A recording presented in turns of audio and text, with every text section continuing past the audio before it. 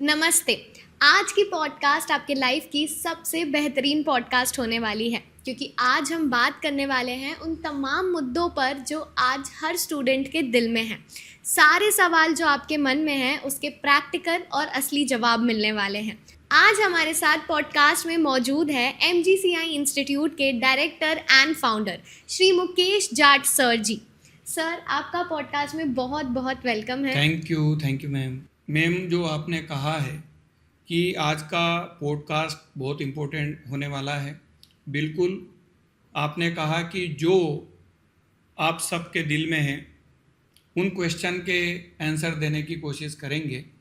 मैं उससे एक स्टेप आगे बढ़ते हुए बोलता हूँ कि जो आपके दिल में आज तक आए हैं हम उनके आंसर तो देंगे, लेकिन जो आपके दिल में और आपके फ्यूचर में आने वाले हैं हम उनके भी आंसर आज ही दे के चले जाएंगे। बस ये है कि आपको इसको अंत तक सुनना है और समझने की कोशिश करना है। तो सर, सबसे पहले हम बात करते हैं सक्सेस की, तो हम लाइफ की बात करते हैं और सब कुछ एजुकेशन से ही शुरू होता है।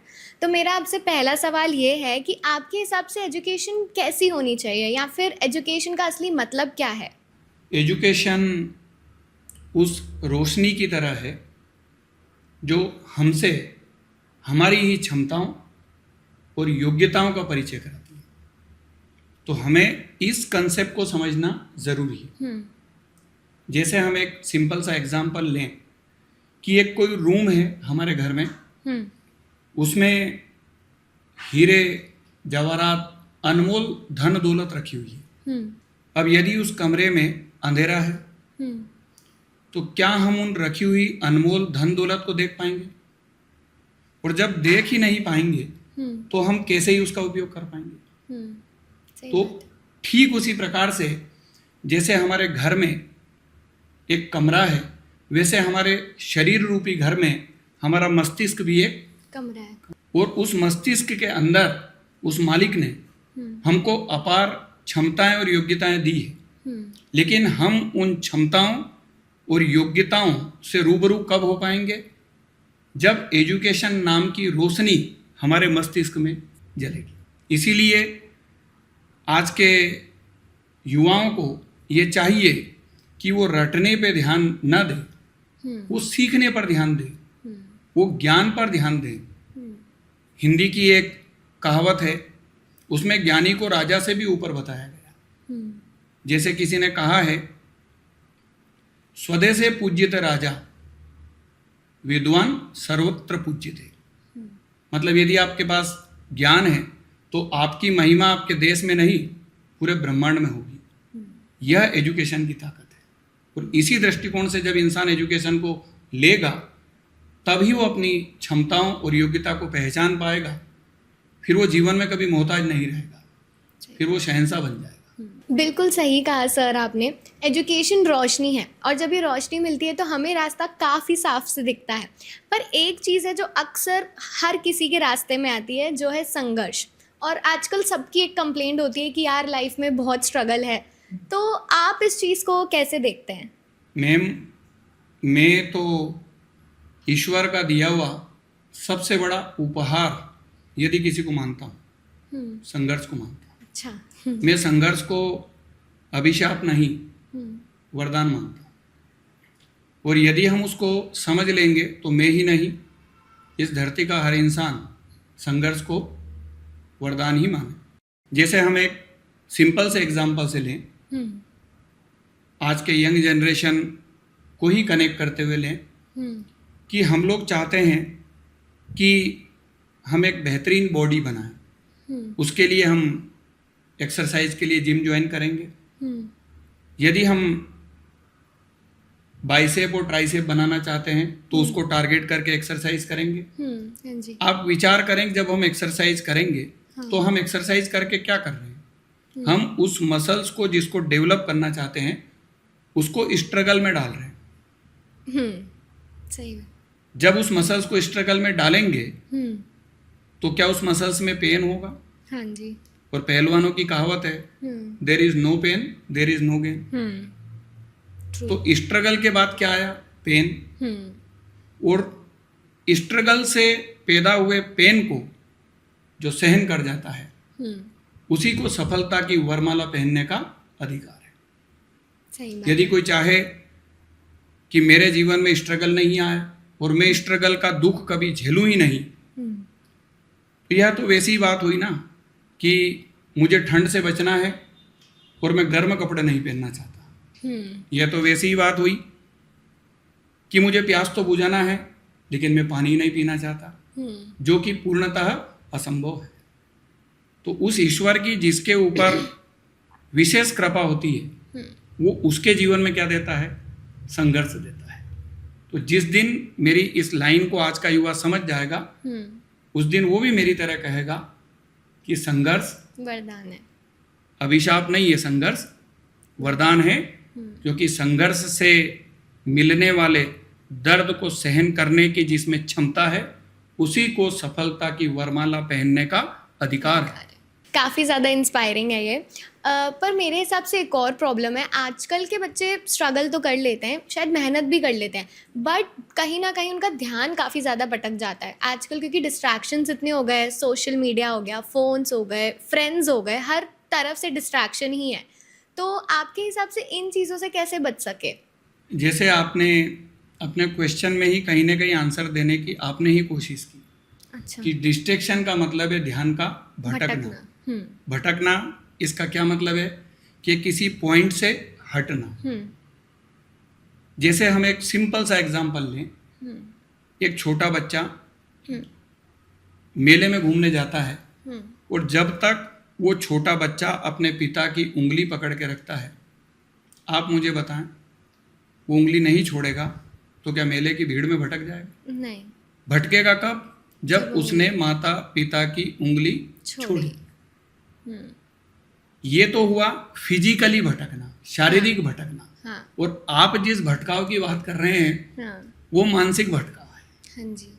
तो जैसे हमने फिजिकली पिता की उंगली रखी तो जीवन में भटकाव के चांस 0%। ठीक वैसे ही यदि हम मानसिक तौर पर नहीं भटकना चाहते हैं, उसका भी एकमात्र तरीका है कि हम 24 घंटे अपने मस्तिष्क में माता पिता की शक्ल रखें, हम माता पिता के सपनों को हमारे सपने बना के रखें।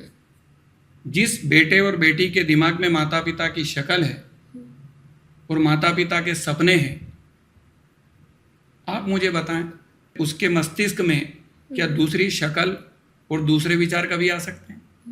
नहीं। ये तो ठीक वैसे ही हुआ ना कि एक हमारे पास में गाड़ी है 4 व्हीलर जिसमें 5 सीटर कैपेसिटी है। हाँ जी। अब 5 सीट है, उसमें तो पैसेंजर बैठेंगे। हाँ।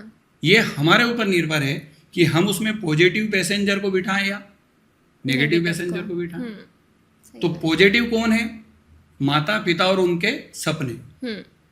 यदि हमारे मस्तिष्क में हम उनको बिठा के रखेंगे, उनकी शक्लों को बिठा के रखेंगे, तो जो नेगेटिव शक्लें हैं वो हमारे मस्तिष्क में कैसे आ सकती?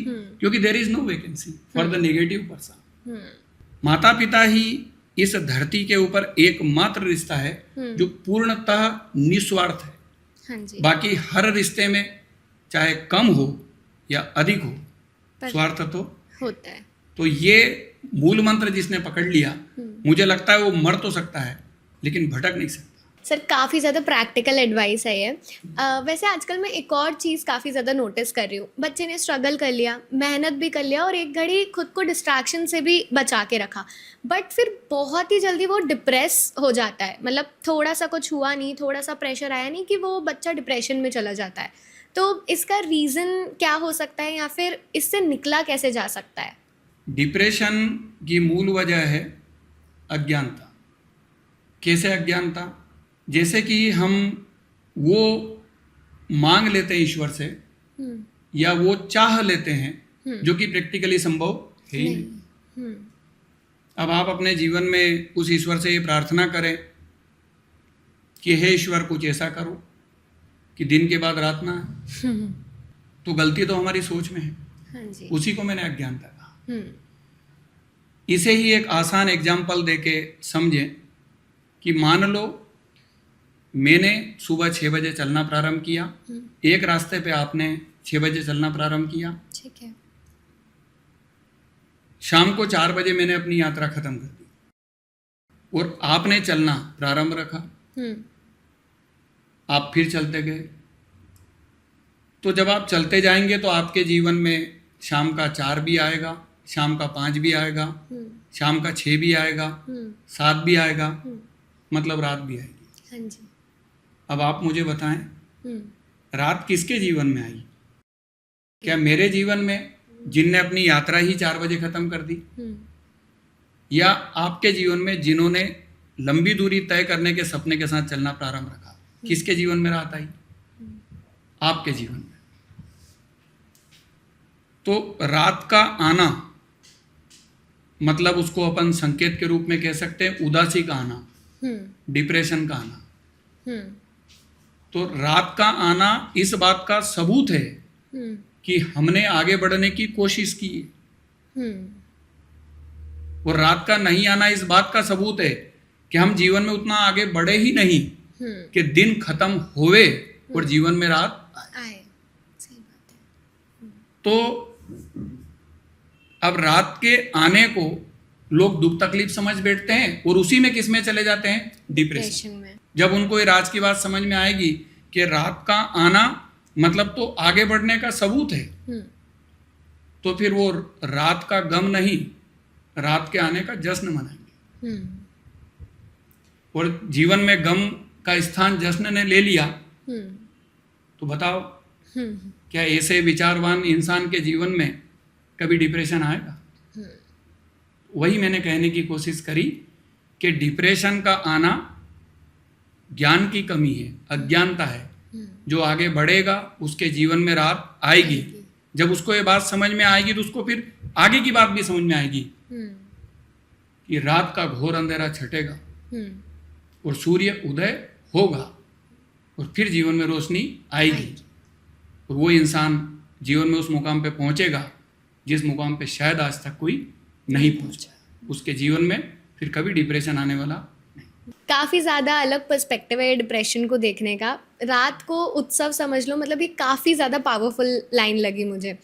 अब एक और चीज़ मैं आपसे पूछना चाहती हूँ कि कुछ ठीक है, अब हमने डिप्रेशन भी बच्चे ने हैंडल कर लिया, बट बहुत बार ऐसा होता है कि हमें ना सेल्फ कॉन्फिडेंस की काफ़ी ज़्यादा कमी महसूस होती है। सिर्फ बच्चों को नहीं, इनफैक्ट बड़ों को भी वो होती है। तो खुद पे कॉन्फिडेंस बना के कैसे रखें? देखिए जी, आधी समस्या की जड़ तो हमारी इंग्लिश है। हाँ, ट्रू। सेल्फ कॉन्फिडेंस को हम हिंदी में ट्रांसलेट करें, उसका क्या मीनिंग निकल के आता है?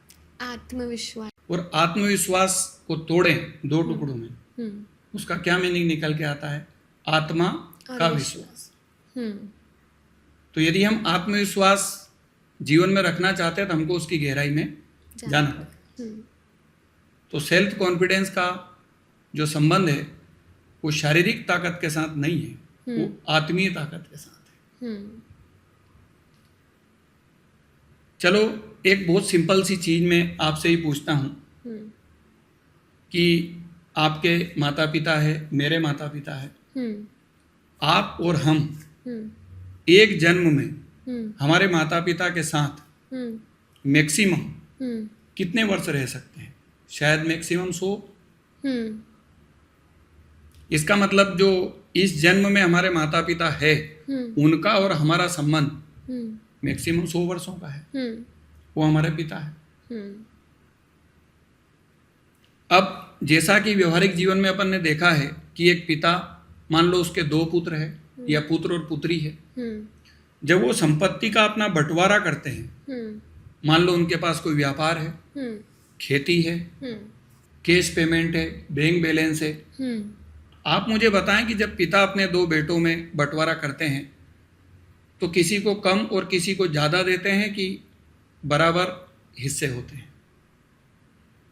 स्वाभाविक है कि बराबर हिस्से होते हैं। और तो और जैसे कानूनी कार्यवाही में गवाहदार लिए जाते हैं ना, वैसे हिस्से पत्ती में भी रिश्तेदारों को गवाह के रूप में बुलाया जाता है। अच्छा।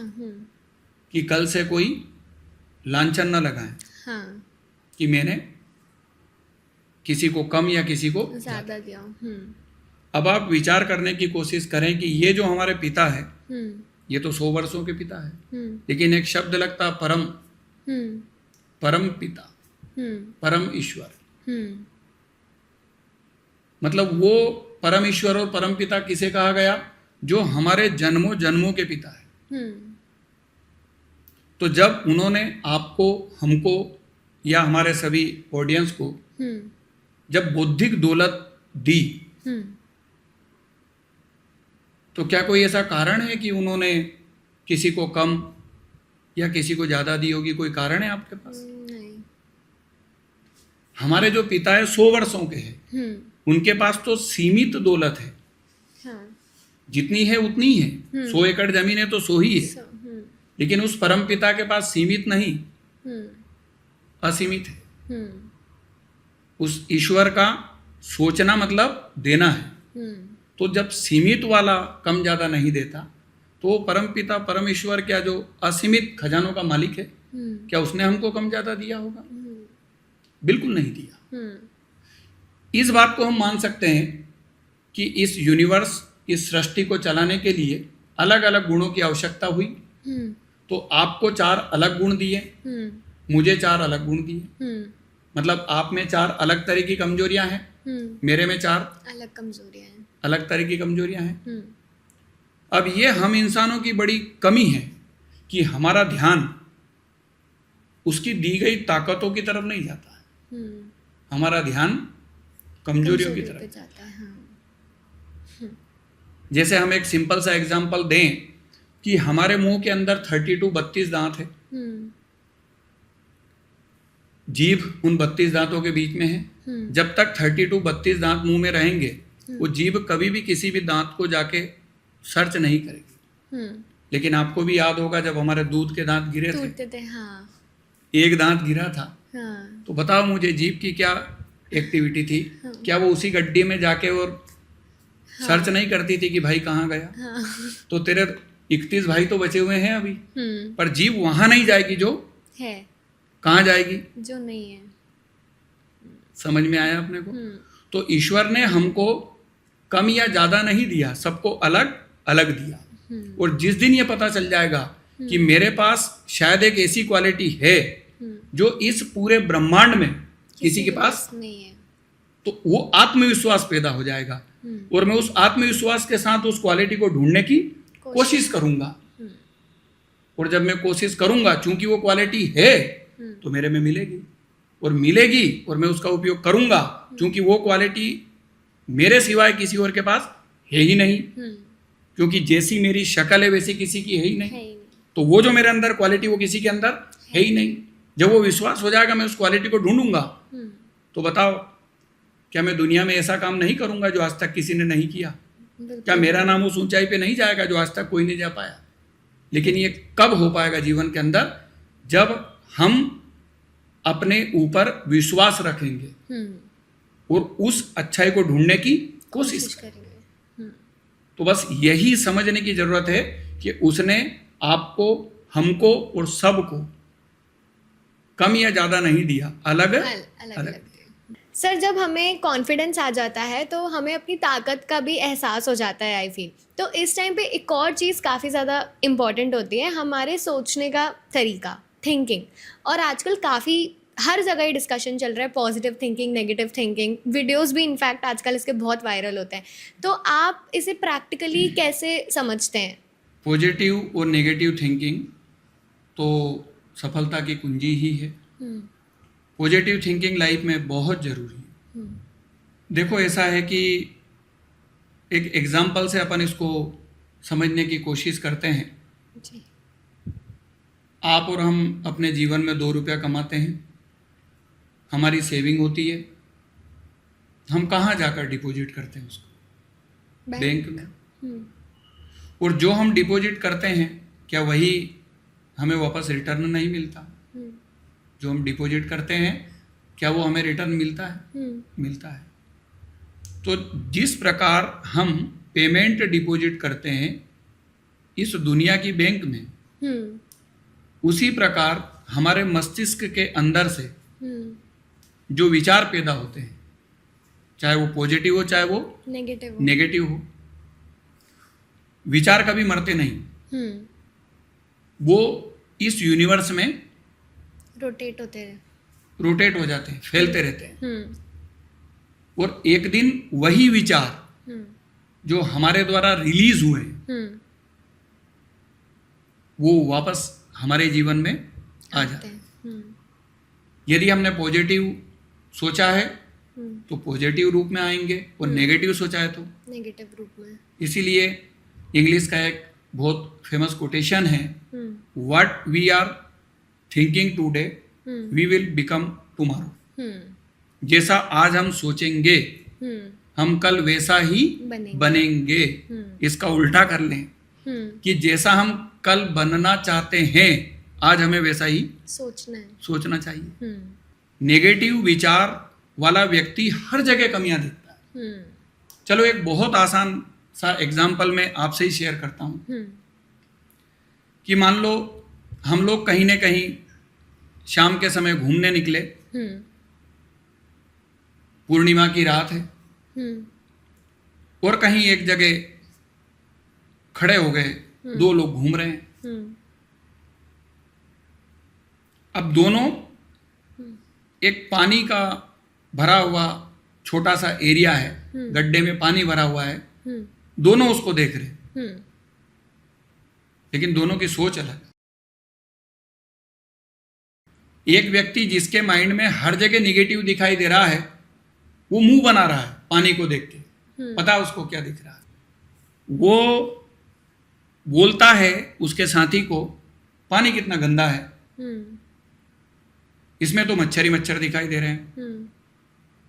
वो उसको देख के मुंह बनाता है। दूसरा वाला हंसे जा रहा है, उसकी तरफ देखता है, तुझे इसमें क्या दिखाई दे रहा है, मुझे तो मच्छर और गंदगी गंदगी दिखाई दे रही है। वो बोलता भाई मुझे तो ये चीज दिखाई नहीं दी। बोले फिर तुझे क्या दिखाई दी?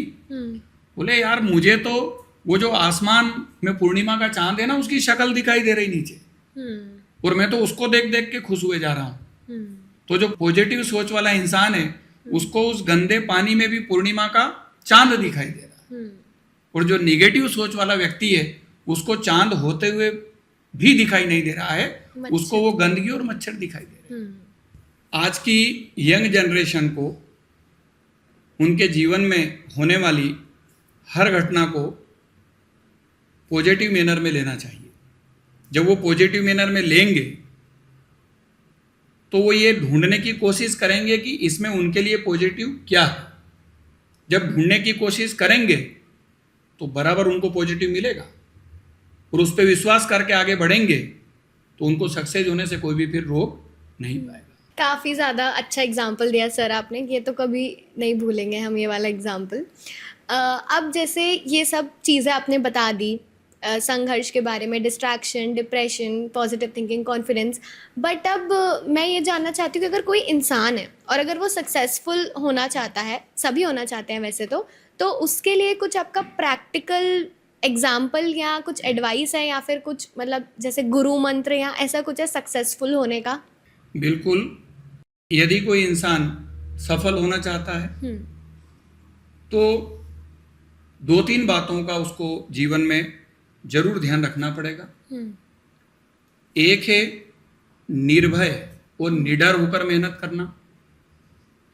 दूसरा ये है कि रिजल्ट पर ध्यान नहीं होना, और तीसरा ये है मेहनत लगातार करना। यदि हम इसको क्वालिफाई करने की कोशिश करें तो भगवान कृष्ण से बड़े, ऐसा कहते हैं कि उनसे बड़े मैनेजमेंट गुरु और मार्गदर्शक शायद कोई नहीं हुए। तो उन्होंने भी गीता का सार एक श्लोक में रखा है जो बड़ा फेमस है, आप और हम सब ने सुना है, कर्मण्ये वादिका रस्ते माँ फलेशु कदाचन। इसका क्या मतलब है कि हमें अपना पूरा ध्यान किस पर रखना चाहिए? कर्म पर। फल में हमारा ध्यान बिल्कुल भी नहीं होना चाहिए। अब मन में प्रश्न उठता है कि ऐसा क्यों कहा? देखो आप एक बात मुझे बताओ कि यदि हम लाइफ में 100% सक्सेस होना चाहते हैं तो क्या हमारा 100% फोकस होना जरूरी है या नहीं है? है। और फोकस का मतलब एकाग्रता का उल्टा रिश्ता डर के साथ है। जीवन में जितना डर अधिक होगा, फोकस और एकाग्रता उतनी कम होगी। डर का संबंध किसके साथ है? परिणाम के साथ। आप और हम जब भी जीवन में डरते हैं, सोचो गहराई से, मन में क्या होता है? रिजल्ट, परिणाम। तो इतनी गहरी बात उन्होंने श्लोक के जरिए समझाने की कोशिश की कि जब हमारा ध्यान फल से हटेगा तो हमारे जीवन में से डर चला जाएगा। और डर चला जाएगा तो एकाग्रता अपने उच्चतम स्तर पे आएगी। और एकाग्रता का स्तर उच्चतम हुआ मतलब सफल होने से आपको कोई रोक नहीं पाएगा। दूसरी बात मैंने आपसे कही निरंतरता और रेगुलरिटी की। उसे हम बहुत आसान तरीके से समझते हैं। अक्सर हमारे स्टूडेंट और बच्चे इसमें गलती भी करते हैं। आपने नोटिस किया होगा वन नाइट स्टडी कॉलेज में भी बहुत फेमस। मतलब कभी पढ़ने बैठते हैं तो दिन और रात, और नहीं पढ़े महीनों निकल जाते हैं। यही असफलता का सबसे बड़ा कारण है। इसको अपन कैसे समझे? आप एक बात बताएं, हम कभी नदी में जाएं तो नदी का बहाव ऊपर से कहाँ की तरफ होता? नीचे की तरफ। हम यदि उस नदी को पार करना चाहें तैर के, तो हमें वो जो बहाव है उस बहाव को क्रॉस करते हुए जाना पड़ेगा। और यदि बहाव को क्रॉस करते हुए जाना है तो क्या हमें रेगुलर नहीं तैरना पड़ेगा? तैरना पड़ेगा। यदि हमने तैरना बंद कर दिया तो हम क्या समझते हैं कि तैरना बंद किया तो थोड़ी देर रेस्ट कर लेते हैं, हम यहीं रहेंगे और यहीं से शुरू हो जाएंगे। आपने तैरना बंद किया मतलब आपने पढ़ना बंद किया, लेकिन वो जो नकारात्मक विचारों नाम की नदी हमारे अंदर बह रही है उसने तो बहना बंद नहीं करा। तो आपने पढ़ना बंद कर दिया, नदी ने बहना बंद नहीं किया, तो वो नदी आपको वापस वहीं ले जाके छोड़ेगी जहां से आपने पढ़ना शुरू किया था। फिर हम कहते हैं कि वो भूल गए। इसीलिए भूल गए क्योंकि हमने रेगुलर पढ़ाई नहीं की। यदि हम रेगुलर पढ़ेंगे, तैरना बंद नहीं करेंगे, तो क्या ये निश्चित नहीं है कि एक दिन नदी को पार करेंगे? इसी को निरंतरता कहा है। तो हमारे जीवन में निरंतरता आ गई, निडरता आ गई, फल में ध्यान नहीं रहा, कर्म में ध्यान रहा। फिर आप मुझे बताएं, क्या हमें कोई सफल होने से रोक पाएगा? तो यदि कोई सफल होना चाहता है तो यही मेरी ओर से गुरु मंत्र है, इनका आप पालन करें। मैं दावे के साथ कहता हूं आपको सफल होने से इस धरती की कोई ताकत रोक नहीं सकती। सर काफ़ी ज़्यादा प्रैक्टिकल और सॉलिड एडवाइस है ये। अब मैं ये पूछना चाहती हूँ कि जब बच्चा स्ट्रगल कर रहा होता है या फिर मेहनत कर रहा होता है, उस टाइम पे एक चीज़ हमको बहुत ज़्यादा ज़रूरी होती है जो होता है घर का सपोर्ट या फिर पेरेंट्स का सपोर्ट। और आई गेस आजकल पेरेंट्स और चिल्ड्रन के बीच में गैप काफ़ी ज़्यादा आने लग गया है। तो आपको क्या लगता है उसका रीज़न क्या हो सकता है या फिर उसको सही कैसे किया जा सकता है? देखो जी, आप और हमने सुना भी है कि पूत कपूत हो सकती है, माता कुमाता नहीं हो सकती। तो जब भी हाथ छोड़ना है, बेटे बेटी ने ही माता पिता का हाथ छोड़ना है। माता पिता ने बेटे बेटी का हाथ नहीं छोड़ना। यह कड़वी सच्चाई है। यदि हम इस चीज को और भावुकता के साथ समझने की कोशिश करें, जो कि मेरे दिल के सबसे करीब का ये प्रश्न है, क्योंकि मैं भी मेरे जीवन में सफलता का मूल कारण मेरे पिताजी की शक्ति को ही मानता हूं। एक एपिसोड देखा मैंने केबीसी बहुत फेमस है। हाँ। कौन बनेगा करोड़पति, आदरणीय बच्चन साहब। हाँ जी। कौन सा एपिसोड है वो तो मुझे मालूम नहीं, पर उसका एक वाकया मुझे याद आता है, वो मैं आपके साथ शेयर करता हूँ। केबीसी में एक प्रोग्राम में एक सिंगर आए थे, उनसे बच्चन साहब ने पूछा था कि कोई ऐसा एक्सपीरियंस लाइफ का हो जो आप शेयर करना चाहें। तो उन्होंने कहा जी, एक बार शाम के वक्त की बात है, हमारी श्रीमती जी घर में कुछ काम कर रही थी। मेरा 2-2.5 वर्ष का एक बेटा है, वो परेशान कर रहा था, रो रहा था। उन्होंने कहा कि आप थोड़ा इसका ध्यान रखें। तो मैं इधर कंधे पे उसको लेटा कर घर की बालकनी में घूम रहा था। ठंडी हवा लगते लगते उसको नींद आ गई। अब आप उस वक्त के मेरे भाव को समझने की कोशिश करेंगे, मेरे मतलब जो उन्होंने बताए। उस वक्त मालूम है उनके मन में क्या द्वंद्व चल रहा और क्या भाव चल रहा। उनके मन में ये द्वंद्व चल रहा है कि अब एक्चुअली क्या हुआ कि उनका कंधा जो है वो दर्द होने लगा। तो उनके मन में जो द्वंद्व चल रहा और जो भाव चल रहा वो ये चल रहा है कि मेरे कंधे के दर्द के कारण कहीं मेरा कंधा हिल न जाए, और कंधे के हिलने से कहीं मेरे बेटे की नींद न टूट जाए। इसको पिता बोलते हैं। कंधे के दर्द की कोई परवाह नहीं, बेटे की नींद न टूट जाए इसकी परवाह है। और उन्होंने कहा कि उस फ्रैक्शन ऑफ सेकंड में मुझे यह समझ आया कि मेरे पिताजी सालों से मेरे से इतना प्रेम कर रहे हैं। कब समझ आया? जब वो खुद पिता बने। इसी को तो कहते हैं आप मरे बगैर स्वर्ग दिखाई नहीं देता। बाप का दुख तभी समझ में आता है जब इंसान खुद बाप बनता है, और माँ का दुख भी तभी समझ में आता है जब खुद माँ बनते हैं। ये बात जिस दिन हमारी यंग जनरेशन समझ गई, गैप होने का सवाल ही नहीं होता। फिर तो गैप नहीं होगा, विश्वास होगा, फिर अविश्वास नहीं होगा, प्रेम होगा। इस बात को हमारी यंग जनरेशन को समझना बहुत बहुत ज़्यादा जरूरी है।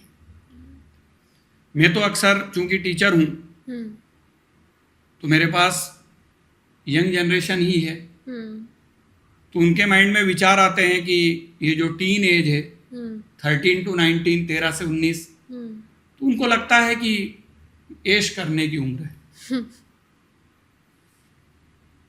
तो मैं कहता हूं कि चलो ठीक है, मैं आपको मना नहीं करता, पर आप मेरी एक बात मानो। आपको ऐश करने के लिए क्या क्या आइडिया दिमाग में आते, आप एक कागज लें, उसके ऊपर लिखें कि भाई नाइट आउट करना चाहिए, लिखें। ड्रिंक करना चाहिए, लिखें। क्या क्या नशे करना चाहिए, लिखें। बाइक को 120 की स्पीड पे ऐसे चलाना चाहिए, लिखें। सब लिखें जो जो आपको लगता है कि इस उम्र में होना चाहिए। बस मेरे कहने से एक नीचे लाइन लिख दें अलग कलर से कि मेरे अनुभव से ये सब काम इस उम्र में होना चाहिए। पर मुझे एक शिक्षक मिले और उन्होंने बोला कि आप ये पत्र अपने होने वाली संतान के नाम लिखो कि ये सब इस उम्र में होना चाहिए, और मुझे मेरे शिक्षक ने नहीं करने दिया। अब चूंकि मेरी सोच है कि ऐसा होना चाहिए, और मेरे शिक्षक ने समझा दिया कि आप तो संपत्ति किसके हो, अपने माता पिता की। आपके जीवन पे आपका अधिकार नहीं है। आपका अधिकार किसके जीवन पे है? आपकी आने वाली पीढ़ी पे। तो आने वाली पीढ़ी के नाम लेटर लिखें कि जब आप 13 से 19 के बीच के हो जाएं तो ये सब तब आप 120 की स्पीड पे गाड़ी चलाएं, तब आप पूरी रात घूमें, तब आप नशा करें, तब आप समय बर्बाद करें। है कोई यंग जनरेशन जो आने वाली पीढ़ी के लिए ऐसा लेटर लिख सकती है? नहीं। जबकि ये कल्पना मात्र है। उन युवा पीढ़ियों की ना तो शादी हुई है, न बच्चों के जन्म का दुख पता है, न उनके लालन पालन का दुख पता है, उसके बावजूद भी नहीं लिख सकते। तो जब हम अपनी आने वाली बच्चों के लिए नहीं लिख सकते तो हम अपने माँ बाप के बच्चों के लिए कैसे विचार कर सकते हैं?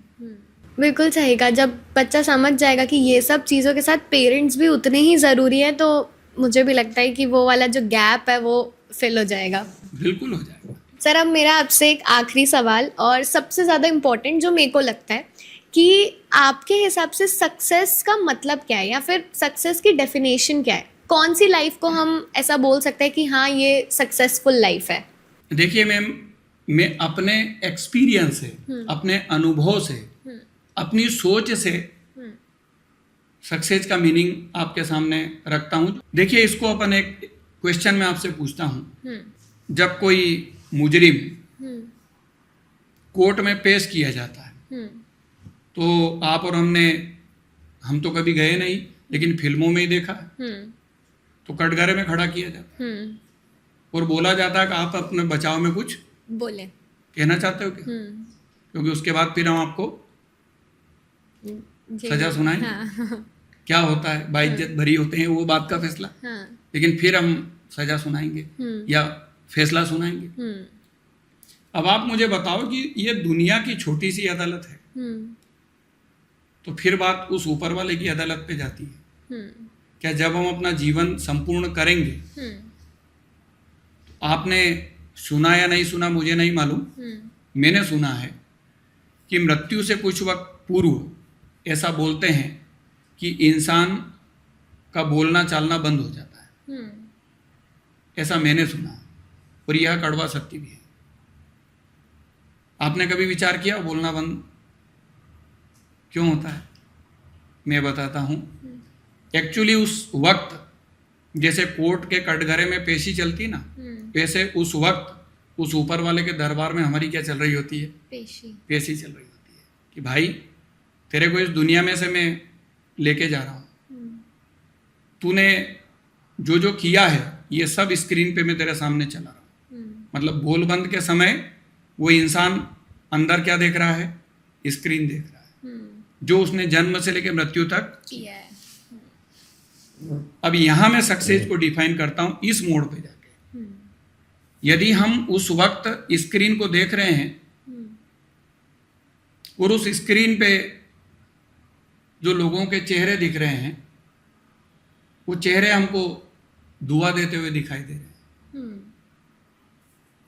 वो चेहरे हमारे जाने का दुख मना रहे हैं, वो दिखाई देने वाले चेहरे हमें आशीर्वाद दे रहे हैं, तो मानो कि हमारा जीवन सक्सेसफुल है।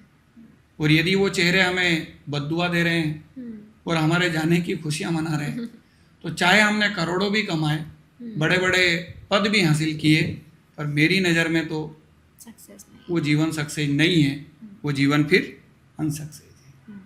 इसको जो इतनी बड़ी बात है, कबीरदास जी ने बहुत कम शब्दों में कंक्लूड किया।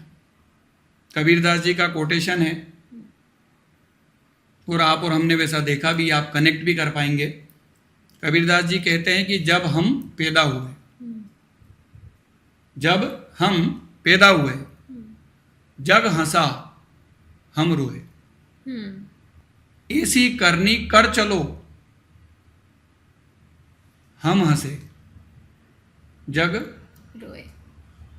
यदि हम ऐसा कर पाए तो हमारा जीवन सक्सेसफुल है, और यदि ऐसा नहीं कर पाए तो मेरी नज़रों में तो जीवन अनसक्सेस।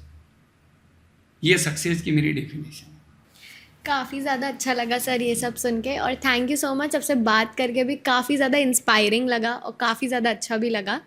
कोशिश की है कि जो जीवन में अनुभव कमाया है उसके कारण किसी एक का भी फायदा हो जाए, तो हम भी अपने जीवन को सार्थक मानेंगे। सर, आपका बहुत बहुत धन्यवाद। आज का पॉडकास्ट काफ़ी ज़्यादा वैल्यूएबल रहा है।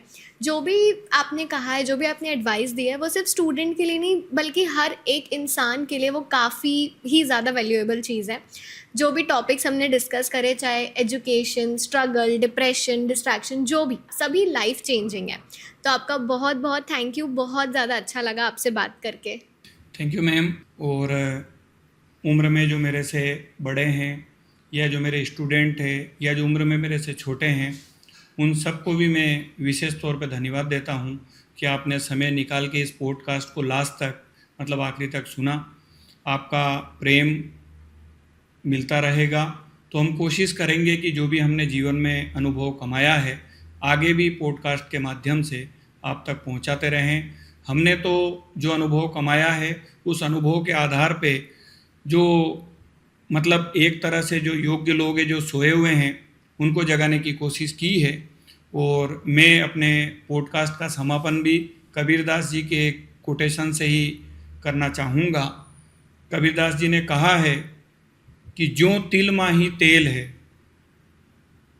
ज्यों चकमक में आग, तेरा साईं तुझ में है, जाग सके तो जाग। जागने की ज़रूरत है, तो हम सब जागें और अपने अपने जीवन के लक्ष्यों को प्राप्त करें। आप सभी को आपके उज्जवल भविष्य की शुभकामनाएं। Thank you sir.